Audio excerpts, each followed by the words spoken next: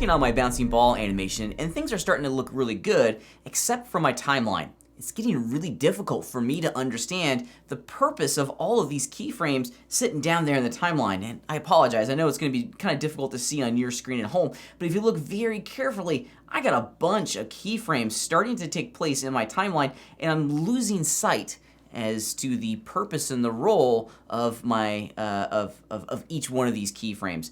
I can't tell anymore, because I have so many, which keyframes are those really important storytelling moments, those extreme poses that define the movement, and which ones are the in-between frames.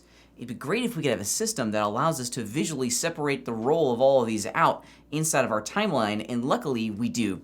And they're called keyframe types, and they're pretty neat. I do this all the time, and there's really two direct benefits of doing this. It visually separates the purpose of these keyframes on the timeline, and we can filter our onion skinned framed based on these keyframe types. Let me show you how to do it. They're really neat. I'm going to go to the first frame in my animation and select the keyframe on my ball animation layer. So it's gold, which is Blender's way of telling us that it is selected, and anything that is selected can be edited. And where we're going inside the animation interface here is this key pull-down menu, excuse me.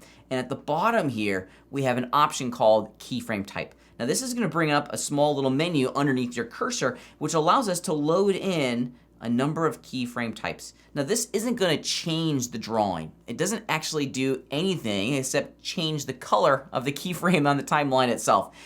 I know it's simple and it seems kind of silly, but believe it or not, it makes a big impact. Because I'm going to change my extreme pose, this first keyframe, to use this extreme keyframe type, which is just going to change the color of the keyframe to red inside of our timeline.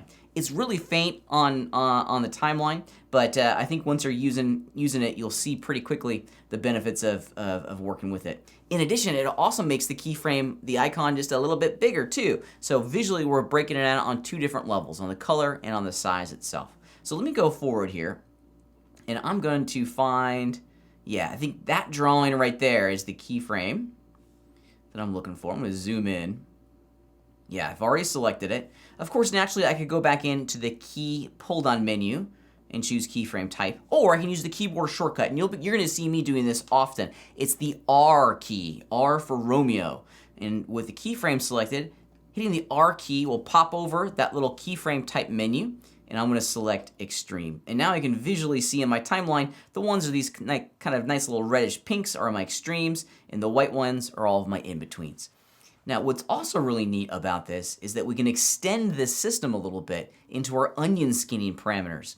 Now, I got my my onion skinning information set up over here inside of my properties area. So here's the onion skinning section. And if you check it out here on this first row, we have a menu, this one right there. It says mode, and right now it's set to keyframes, okay? We can also do frames, but if we keep cruising down a little bit here, there's filter by type, and the default value is set to all. However, check it out. If we click on that pull-down menu, now we can filter the onion-skinned frames in our viewport based on the keyframes that have been tagged with these types. So now I can go in and I can just see the onion skins for just my keyframes, which is pretty cool. And let me just increase my onion skin play range now.